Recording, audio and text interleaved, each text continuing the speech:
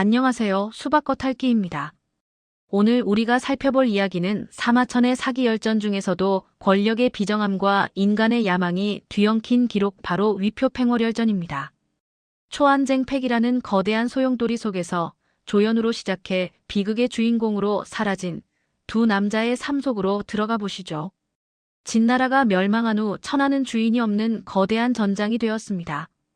전국시대의 옛 질서를 복구하려는 구왕족들과 새로운 세상을 꿈꾸는 실력자들이 충돌하던 시기였죠. 유방과 항우라는 두 거인이 맞붙은 초안쟁패기는 승자 독식의 냉혹한 권력 구조가 만들어지는 과정이기도 했습니다. 위표와 팽월은 이 치열한 싸움에서 한나라 건국에 결정적인 기여를 했지만 결국 그 권력에 의해 파멸하고 맙니다. 사마천은 왜 왕족 출신인 위표와 도적 출신인 팽월을 하나의 열전에 묶었을까요? 그것은 두 사람 모두 권력의 정점에서 비참한 최후를 맞이했다는 공통점이 있기 때문입니다. 사마천은 이 합전을 통해 권력이 얼마나 불안정한 것인지, 그리고 국가가 승리한 뒤에 공신들을 어떻게 용도 폐기하는지를 날카롭게 보여주려 했습니다. 제1부 흔들리는 왕의 흥망성쇠를 보여준 인물, 위표의 이야기입니다. 그는 옛 위나라의 혈통이라는 화려한 배경을 가졌지만 그 혈통이 오히려 독이 된 인물이기도 합니다. 위표는 옛 위나라의 왕족이었습니다. 그의 형 위구가 진나라 장안 장군의 군대에 맞서 싸우다 패배한 뒤에 위나라 백성들을 위해 스스로 목숨을 끊었을 때 위표는 초나라로 망명의 힘을 길렀죠. 항우가 진나라를 멸망시킨 후 그는 형의 뒤를 이어 서위왕으로 분봉받으며 가문을 일으키는 데 성공하는 듯 보였습니다. 당시 그가 다스리던 하동 땅은 함양과 중원을 잇는 전략적 요충지였습니다. 황하 동쪽을 장악한 위표는 유방이 관중에서 나와 동쪽으로 진군할 때 반드시 포섭해야 할 대상이었죠. 하지만 이 위치는 항우와 유방 사이에서 끊임없이 눈치를 봐야 하는 운명을 뜻하기도 했습니다. 위표는 대의보다는 힘의 논리에 충실했습니다. 유방이 강력한 군세를 이끌고자 그는 재빨리 유방의 편에 서서 항우를 공격하는 데 동참합니다. 하지만 이 동맹은 신뢰에 기반한 것이 아니라 승률에 따른 편의적 연대였을 뿐입니다. 하지만 유방이 팽성에서 항우에게 대패하자 위표의 마음은 흔들립니다. 그는 병수발을 핑계로 고향에 돌아가 유방과의 관계를 끊어버리죠. 여기에는 두 가지 이유가 있었습니다. 첫째는 유방의 무례함이었습니다. 유방은 사람을 노예처럼 부리고 욕설을 퍼부으니 다시는 보고 싶지 않다는 불만이었죠. 둘째는 관상가 허부의 예언이었습니다. 자신의 첩인 바퀴가 천자를 낳을 것이라는 말을 듣고 스스로가 천하의 주인공이 될 수 있다는 헛된 야망을 품게 된 것입니다. 결국 노한 유방은 한신을 보내 위표를 사로잡습니다. 유방은 처음엔 그의 죄를 용서하고 형양성을 수비하게 했지만 이는 진정한 용서가 아니었습니다. 성이 포위되자 함께 수비하던 주가와 종공은 배신자와는 성을 지킬 수 없다며 위표를 처단해버립니다. 유방은 자신의 손을 더럽히지 않고 신뢰할 수 없는 배신자를 제거한 셈입니다. 제2부 유격전의 대가이자 토사구팽의 상징이 된 팽월입니다. 어부에서 왕의 자리까지 올랐던 그의 삶은 위표와는 또 다른 비극을 보여줍니다. 팽월은 거야의 늪지대에서 고기를 잡으며 때로는 도적질을 하던 미천한 신분이었습니다. 진나라 말 혼란기에 주변의 권유로 우두머리가 된 그는 약속 시간을 어긴 동료의 목을 베어 군기를 확립할 정도로 엄격하고 결단력 있는 지도자였습니다. 팽월의 진가는 전장에서 빛났습니다. 그는 항우의 후방 보급로를 끊임없이 괴롭히는 유격전의 달인이었습니다. 항우가 유방을 몰아붙이려 하면 후방에서 팽월이 나타나 식량 창고를 불태웠죠. 항우는 팽월이라는 가시를 뽑기 위해 주력군을 되돌려야 했고 이는 유방이 숨을 돌리고 반격할 시간을 벌어주었습니다. 전쟁의 막바지 유방은 팽월의 군사력이 절실했습니다.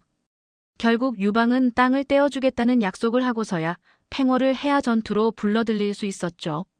승리 후 팽월은 양왕에 봉해지며 최고의 공신 대열에 합류합니다. 하지만 황제가 협상을 통해 얻어낸 충성은 이미 의심의 씨앗을 품고 있었습니다. 한나라 건국 후 진위의 반란이 일어나자 유방은 팽월에게 출정을 명령합니다. 하지만 몸이 좋지 않았던 팽월은 부하들만 보내고 직접 가지 않았죠. 이 사소한 행동은 유방의 편집증을 자극했습니다. 결국 모반 혐의로 체포된 팽월은 유배를 가던 길에 여우를 만나 억울함을 호소하지만 그것이 그의 마지막 실수였습니다. 여우는 호랑이를 산으로 돌려보내는 격이라며 유방을 설득해 팽월을 처형합니다. 팽월의 죽음은 잔혹했습니다. 그의 몸은 소금에 절여져 육젓으로 만들어졌고 이는 다른 제후들에게 본보기로 보내졌습니다. 토끼가 죽자 쓸모없어진 사냥개를 삶아버린 토사구팽의 가장 끔찍한 사례가 된 것입니다. 제3부에서는 이들의 기록 속에 남겨진 고사성어들을 통해 역사가 우리에게 주는 교훈을 압축해 보겠습니다. 먼저 종호기산입니다.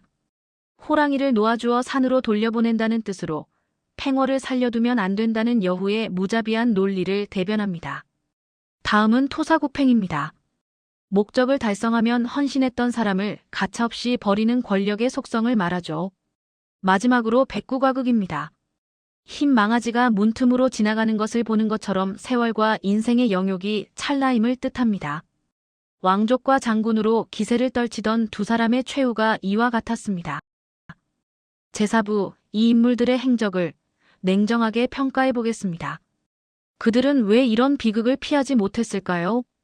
위표는 철저한 기회주의자였습니다.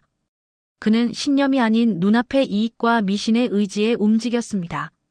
바퀴가 천자를 낳을 것이라는 예언을 믿고 유방을 배신한 것은 정치적 통찰력이 결여된 허영심이 낳은 치명적인 오판이었습니다.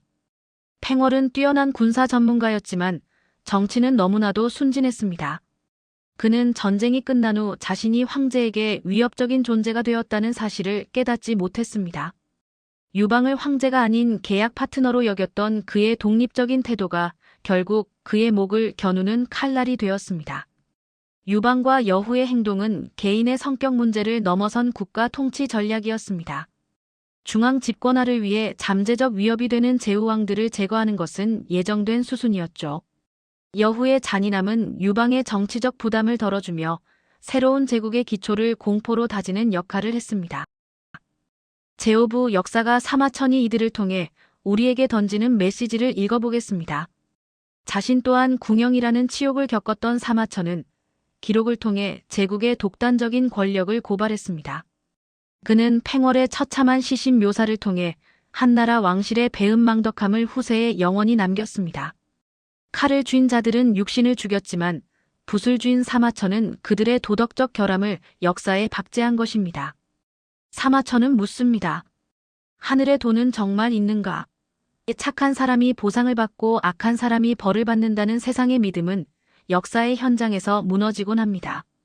사마천은 깔끔한 정답을 제시하는 대신 인간의 야망과 운명이 뒤엉킨 진실을 있는 그대로 보여주며 우리에게 생각할 거리를 던져줍니다. 위표와 팽월의 이야기는 수천 년 전의 옛 기록이 아닙니다. 야망이 어떻게 오판을 낳는지, 권력이 어떻게 인간을 이용하고 버리는지에 대한 서늘한 교훈은 지금도 유효합니다. 오늘 수박 겉핥기가 준비한 내용은 여기까지입니다. 여러분은 이들의 삶에서 무엇을 보셨나요? 구독과 좋아요로 여러분의 생각을 공유해주세요. 감사합니다.